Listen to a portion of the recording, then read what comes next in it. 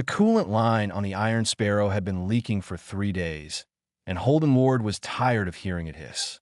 He floated beside the hull in his old suit, one boot clamped to the metal, a welding torch in his gloved hand. The torch threw blue light across his faceplate.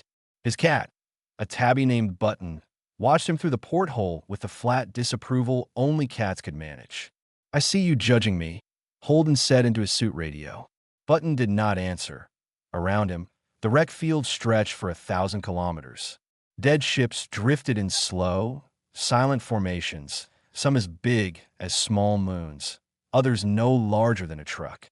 A battle had happened here long before Holden was born. The winners had never come back to clean it up. The losers had never come back at all. For 43 years, Holden had made his living cutting apart what both sides had left behind. He finished the weld, let the metal cool, and pushed himself back from the hull to check his work. The patch looked ugly. It would hold. That was all he asked of any weld, and all he asked of most things. Something on his wrist scanner chirped. Holden frowned and looked down.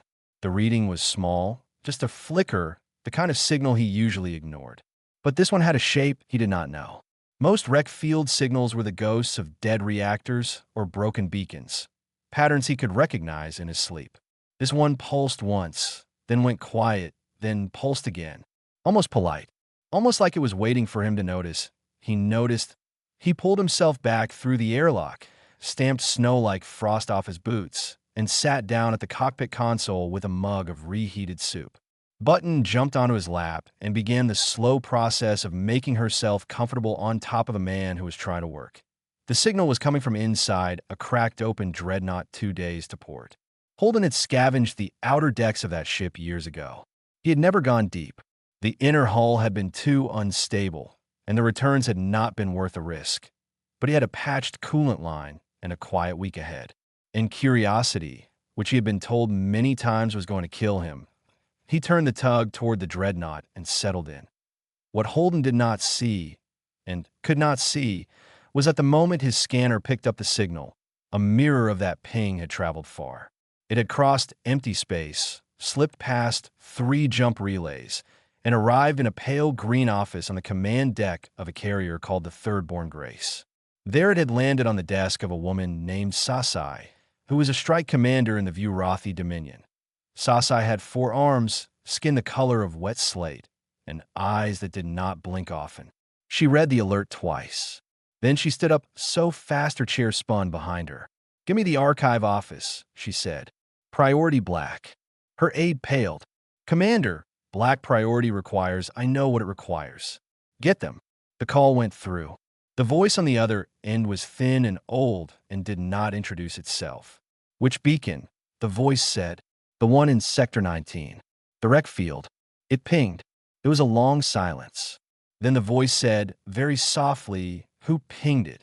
Sasai checked the report. "A human salvager. Unregistered. Operates alone. Désignation wild? Ash." Another silence. Longer this time. "Kill him," the voice said, "before he opens it. Before he even knows what it is. Make it a wreck field accident. Send the 42nd. The 42nd is a kill team for fleet targets. Send them anyway." The call ended.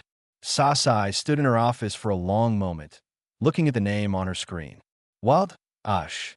1 man, 1 tug, 1 cat, according to the registry note.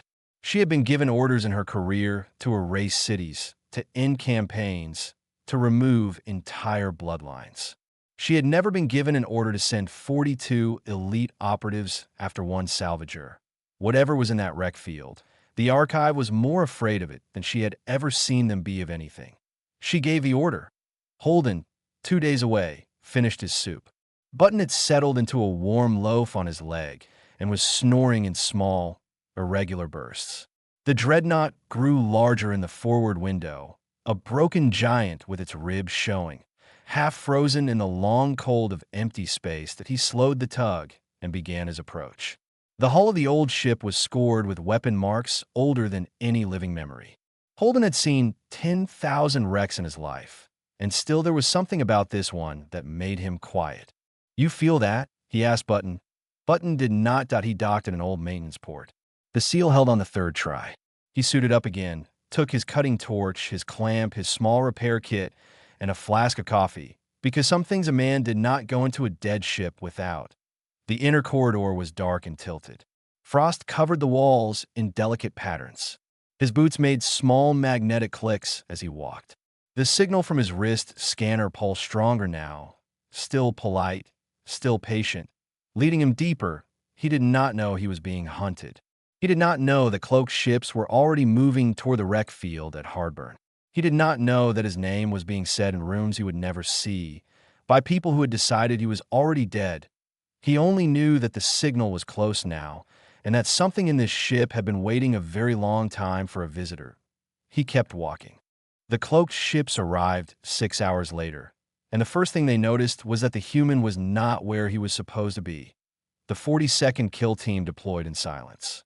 42 operatives, gray-armored, each one a veteran of a dozen quiet wars. They split into 3 squads and approached the Iron Sparrow from 3 angles, expecting to find a salvager asleep in his bunk. The tug's life signs showed 1 warm body, 1 slow heartbeat, 1 small mammal. That small mammal was Button, curled up in Holden's pilot's seat, dreaming about fish she had never seen. Holden himself was 2 kilometers away, inside the dreadnought, cutting through a jammed bulkhead with his torch. He had not meant to be gone so long. The signal had kept leading him deeper, 1 corridor, then another, and he had lost track of time the way he always did when a puzzle had its hooks in him. The squad leader's voice crackled across their encrypted channel. Target not on vessel. Repeat, target not on vessel. 1 animal, non-threat. Locate him. Sasai's voice answered from the carrier far above. Now, the team spread out across the wreck field. Their suits were better than Holden's by 100 years. Their weapons could punch through a warship's plating. Their scanners could find a man's body heat through 3 layers of steel. They found his heat signature inside the dreadnought and began to close in. Holden cut through the last seal and pushed the bulkhead open. Cold air that had been trapped for 1,000 years drifted out slowly, glittering with frost. Behind the door was a small chamber, circular, with walls that were not quite metal and not quite stone. In the center of the chamber, on a raised platform, sat something that looked almost like an egg, if an egg had been carved by a sculptor who had never seen one that the signal pulsed once. Holden stared. He did not reach out. He had been a salvager long enough to know that touching the interesting thing first was how you ended up dead or broke or both. Well, he said softly, "Hello." The egg pulsed again. Not louder, just more sure of itself. Somewhere behind him, very far down the corridor, a breach charge went off. Holden dropped flat on instinct, the kind of instinct 43 years in dying metal had taught him. The blast wave rolled down the corridor and tore apart the bulkhead he had just cut open. Pieces of old ship screamed past above his head.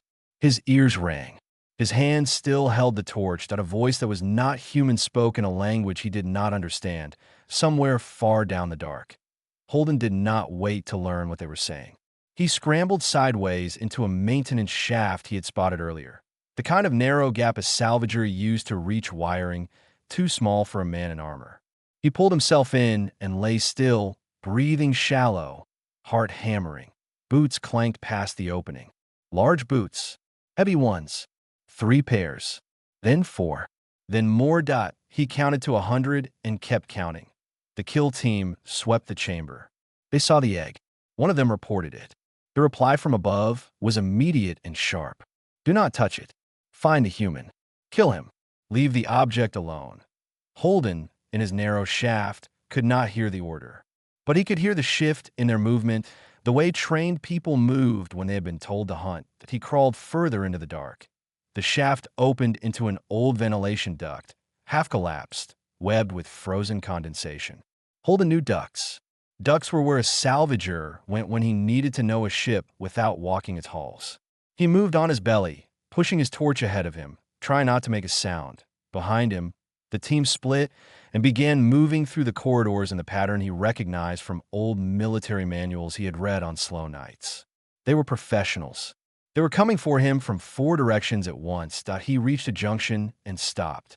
To his left, the duct led back toward the outer hull, where his tug was docked. To his right, it led deeper into the wreck, into sections he had never mapped. Left meant home. Left meant button. Left also meant walking into the squad that was almost certainly already at his ship. He went right as he crawled. He passed an old viewport, cracked but still transparent. Through it he could see the wreck field stretching out into forever, a graveyard of dead giants. And among them, moving slow and careful, 3 new shapes that should not have been there. Boarding pods. More of them coming. Whoever wanted him dead, wanted him very dead.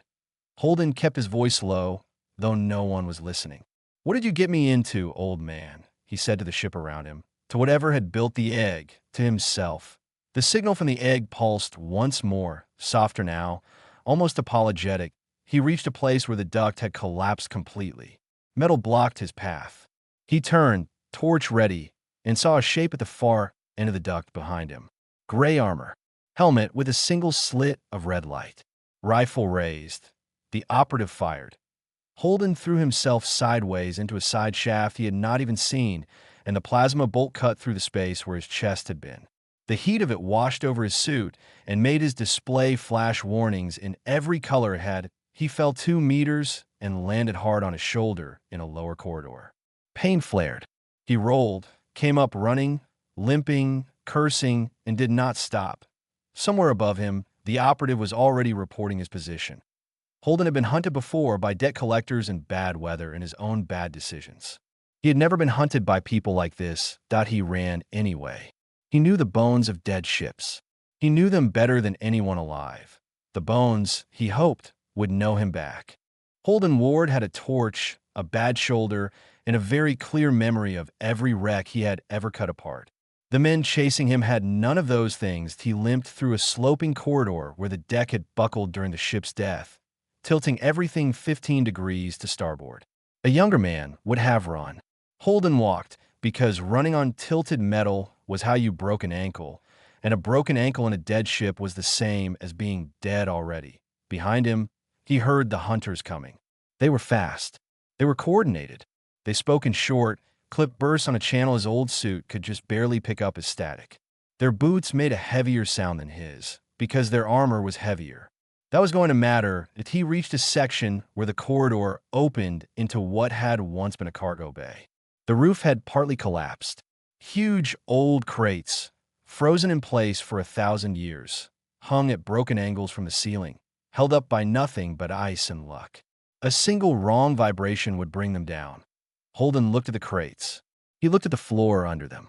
He looked at the narrow path he could take along the wall, where the crates could not reach. He took the path. The first operative entered the bay 30 seconds later, moving with the confident stride of a man who had killed in 40 systems.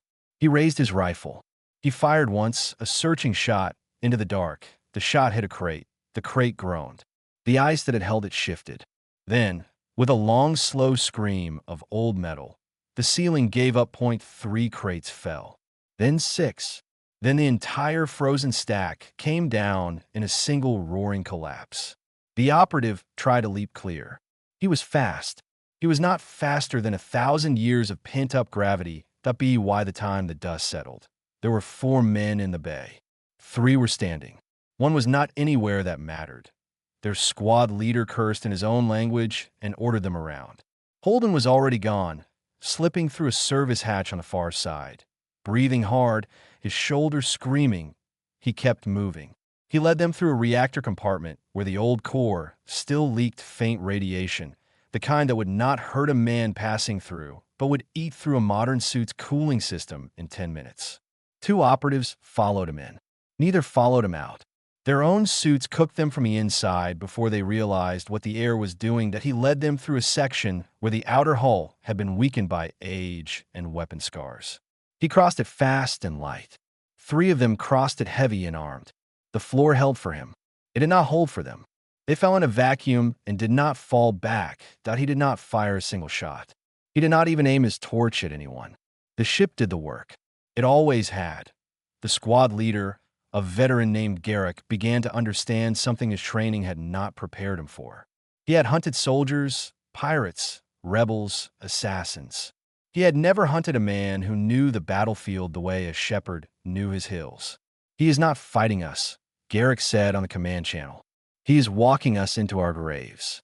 Far above, on the carrier, Sasai listened. Her four hands rested flat on the console. She did not answer immediately. How many losses? She finally said. 12. In how long? 40 minutes. Sasai closed her eyes. Down in the wreck, Holden ducked into an old medical bay and let himself breathe for 10 seconds. His shoulder was swelling inside his suit. His hands were shaking. He was not young. He had forgotten how much of this work was done by young men. On the wall of the medical bay, under a layer of frost, was a symbol, a spiral with a line through it. Holden stared at it. He had seen that symbol once before in his life, in a book his grandmother used to keep, a book about stories older than any human record. She had never told him what it meant. She had only said that her grandmother had drawn it on the inside of her travel case, for luck. He touched it with his glove. The frost melted a little. The spiral glowed faintly. Holden took a slow breath. The signal from deeper in the ship pulsed again, stronger now, closer. It was leading him somewhere specific. He understood that now. The egg had been a marker. The real thing was further in, that he did not know if he was being saved or used. He suspected both, and suspected it did not matter. He left the medical bay and went deeper. Behind him, Garrick's remaining men were more careful now. They moved slower. They scanned every inch before stepping. But the wreck was vast, and every step brought new ways to die. Another fell when an old pressure door cycled on ancient power and crushed him. Another was lost when a frozen coolant line ruptured in his face, point 15 lost. Then 18 Sasai made the decision she had been dreading. Deploy the second wave. All of it. And prepare the carrier guns. I want options. Her aide hesitated. Orbital strike in a wreck field. Commander, that is, I know what it is. Prepare it. She stared at the readout of the dreadnought far below. The energy signature at its center had begun to bloom. Soft, slow, patient. She had served the Dominion for 60 years. She had never felt fear like this. Down in the dark, Holden reached a sealed door. The spiral symbol glowed on its surface. He placed his hand on it without thinking, and it opened for him. Inside, something old and quiet was waking up. The door closed behind Holden Ward, and for the first time in an hour, the sound of pursuit went away. The chamber on the other side was round and high-ceilinged, and the air inside was warm. That was the first strange thing. There was no reason for a 1,000-year-old compartment to have warmth in it. There was no reason for the walls to glow a soft gold, either, or for the floor to be clear of frost, or for the faint hum under his boots to sound almost like a voice that, in the center of the chamber, was the thing the signal had been leading him to that it was not a weapon. Holden had expected a weapon. Salvagers always expected weapons. It was a column of pale stone, or something very like stone, that rose from the floor to about his chest and ended in a flat surface. On the flat surface, a soft light pulsed, the same slow pulse he had been following for hours. Around the column, on the walls, were carvings. Spirals. Symbols.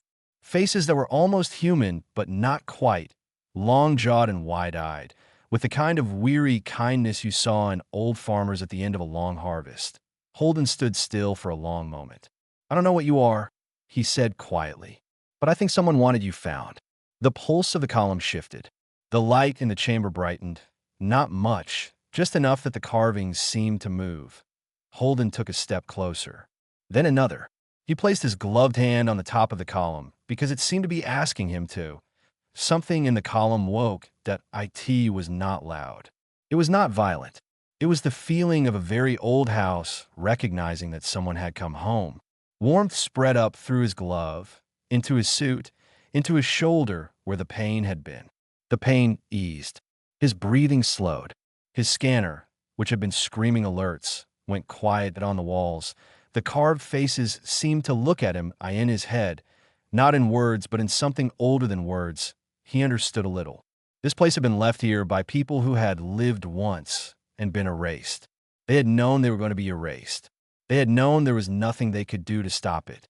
So they had buried a message and built a beacon and hidden it inside the bones of a ship that even their enemies would think was worthless.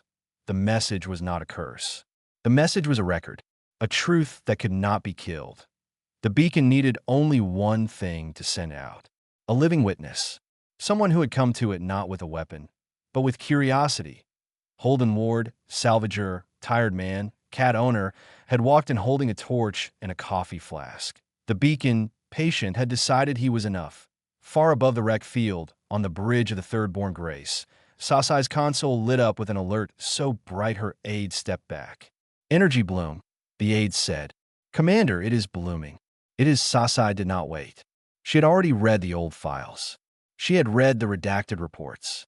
She had read the oldest warning in the archive, the one that said a beacon of the erased ones must never be allowed to wake while any Vurathi vessel was within signal range, for reasons the archive itself had ordered sealed. "Orbital strike," she said. "The wreck field. All of it. Now." The aide stared. "Commander, our own team is still now." The aide carried out the order with hands that shook. The guns of the Third-born Grace turned, and the escort ships turned with it. They took aim at the dreadnought at the center of the wreck field. Their targeting systems locked. Inside the chamber, Holden felt the beacon finish waking. The column grew warmer under his hand. The carvings on the walls glowed fully now. Every face, every spiral, every line. The hum turned into something almost like music, too low to be heard, felt instead in the bones. "Whatever you are going to do," Holden said softly, "I think you should do it now." The beacon seemed to agree that IT did not send out an attack. It did not send out an explosion. It sent out a memory. Not to humans, who knew nothing of the people who had made it. Not to the wreck field, which was already dead. It sent a memory to every vessel nearby that carried Vurathi code in its core systems, which was to say every vessel in Sasai's fleet, and it sent the memory in the only language those systems could not refuse. The memory was the full, unedited, unerased history of what the Dominion had done, long ago, to the people who had built this place. Names, worlds, numbers. Every lie the Vurathi had told themselves for 10,000 years, answered by the truth that had been patiently waiting in the dark to answer them. The first shot from the Third-born Grace was being loaded. The second was being aimed. Neither was ever fired. Holden, inside the chamber, did not know this. He only felt the hum rise, then settle, then become quiet. The column under his hand cooled. The light in the chamber softened. The carvings went still. Whatever the beacon had been, it had been. It had done what it was built to do. Holden took his hand away. His glove was warm. His shoulder did not hurt anymore. "Thank you," he said, for reasons he could not name. "I hope that was what you needed." Somewhere very far above, a fleet had gone quiet, and 42 hunters had gone with it. Holden did not know. He turned, pushed the door open, and began the long walk back to his tug. The wreck field was quiet in a way Holden Ward could not explain that he noticed at the moment he stepped out of the chamber. The hum of pursuit was gone. The distant clatter of boots was gone. Even the small, constant background chatter his suit radio usually picked up from the sector, the faint noise of distant ship systems, was gone. There was only his own breathing and the slow creak of old metal settling around him. He walked back the way he had come, careful on his feet, torch held ready out of habit. He passed through the corridor where the cargo bay had collapsed. He passed the medical bay with the spiral on the wall, and the spiral was gone now. No glow, no sign, just a clean patch of frost again, as though it had never been there. He passed the first dead operative in the hallway near the reactor compartment. The man was not burned. He was not shot. He was simply sitting with his back against the wall, helmet on, rifle in his lap, still. Holden knelt beside him, careful. Through the visor, he could see the man's face. Not a species Holden knew. Gray skin, long jaw, wide eyes that were closed. The man was not breathing, but the armor was not damaged, and the rifle was still cool. Holden frowned. He moved on until he found more of them as he walked. One in the doorway of a pressure hatch, two near an old junction, one slumped across a console where he had apparently been trying to call someone when he stopped.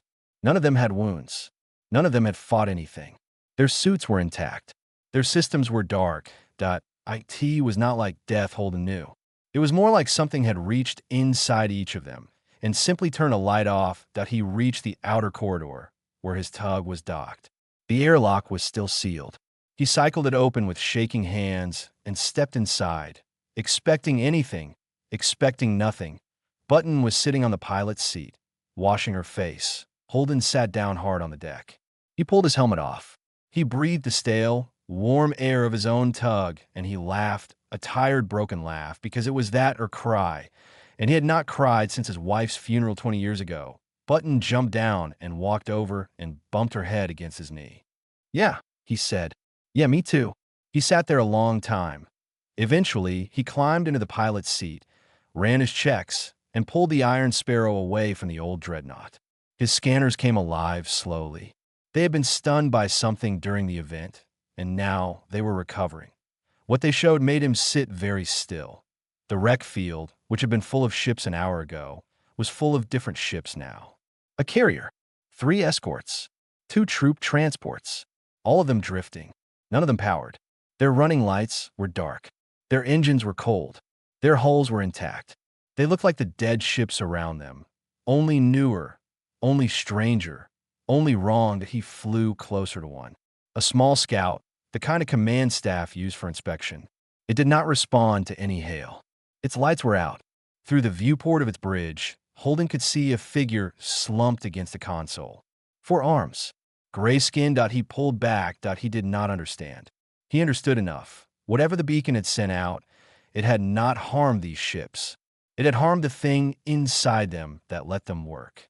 The crews, the systems, the code that ran through everything they were, had all received the same message at the same time, and something in that message had been too much for them to hold. Holden was not a philosopher. He did not try to name it. He only noted, with the quiet habit of a salvager, that there were a lot of ships out here now, and none of them belonged to anyone anymore. And that was not his problem today. Today, he wanted to go home. He turned the tug toward the nearest jump gate. The gate was a long flight away, almost a full day at his tug's old engines, but he did not care. He set the course, put Button on his lap, and let the autopilot do its work. As he flew, he began to pick up broadcasts again. Slowly at first, then more. The Dominion news channels were silent. That alone was strange. They were never silent.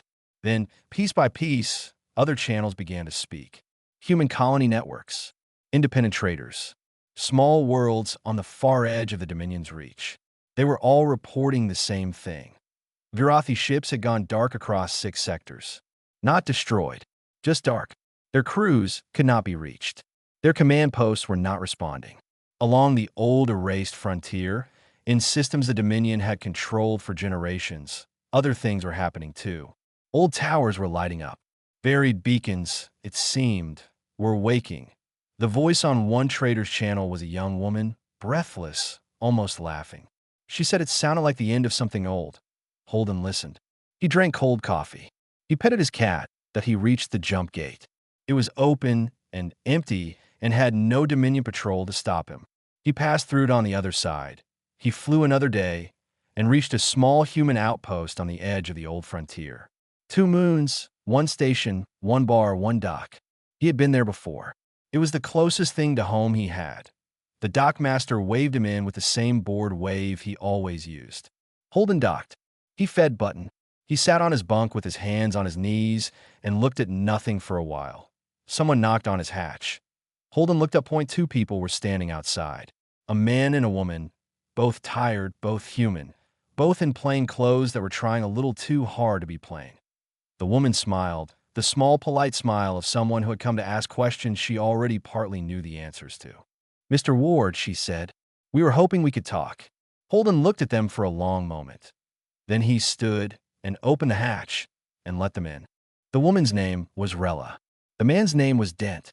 They did not show badges. They did not need to.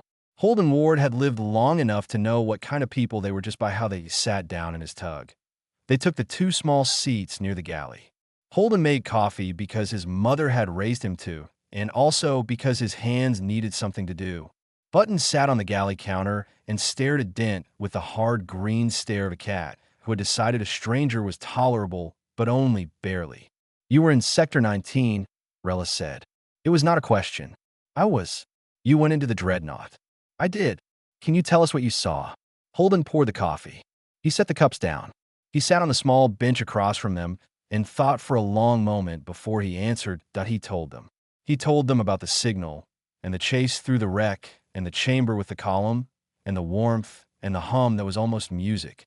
He told them about the men with gray armor who had hunted him. He told them that he had not killed any of them. He told them about the dead ships he had flown past on his way out.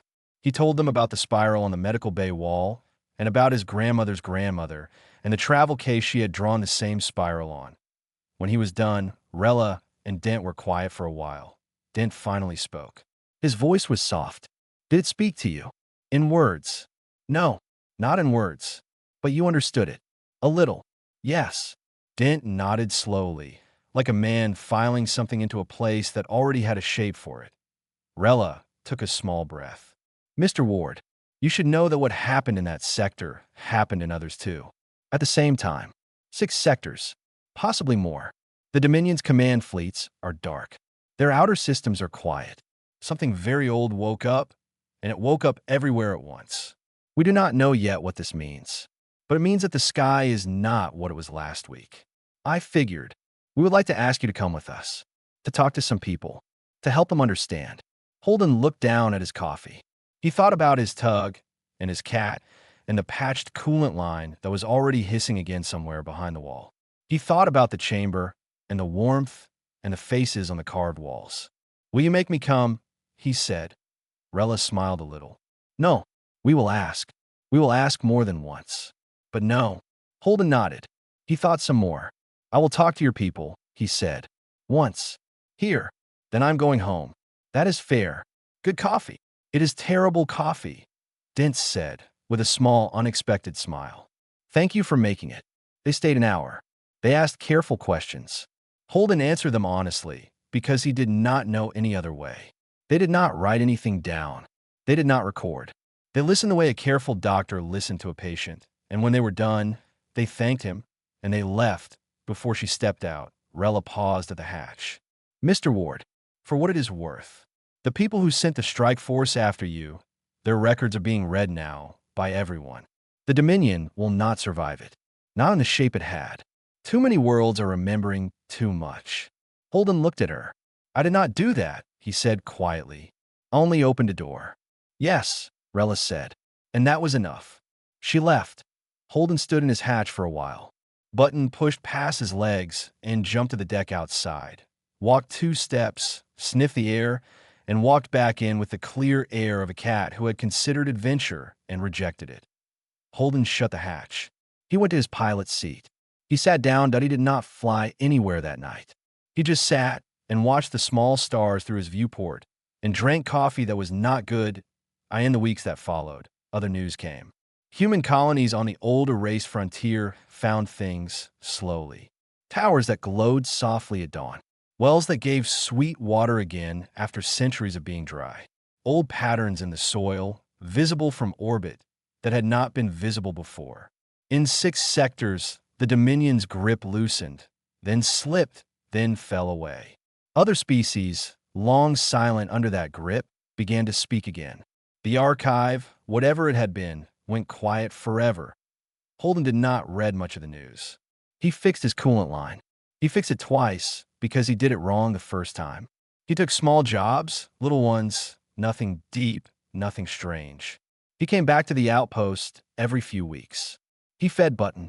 He fed himself sometimes that a year later. A young woman from a human colony world came to the outpost looking for him. She was a historian, she said. She was writing about the beacons. She had heard, from people who did not want to be named, that he was the one who had opened the first. Holden looked at her for a long moment. She was young. Her eyes were kind. She reminded him, faintly, of his wife at that age. Sit down, he said. I will make coffee. It is terrible coffee. I would like that, she said. He made the coffee. He sat down. He told her the story, the whole of it, the way he had told Rella and Dent, because he decided by then that the story did not belong to him and never had. When he was done, the young historian was quiet for a long time.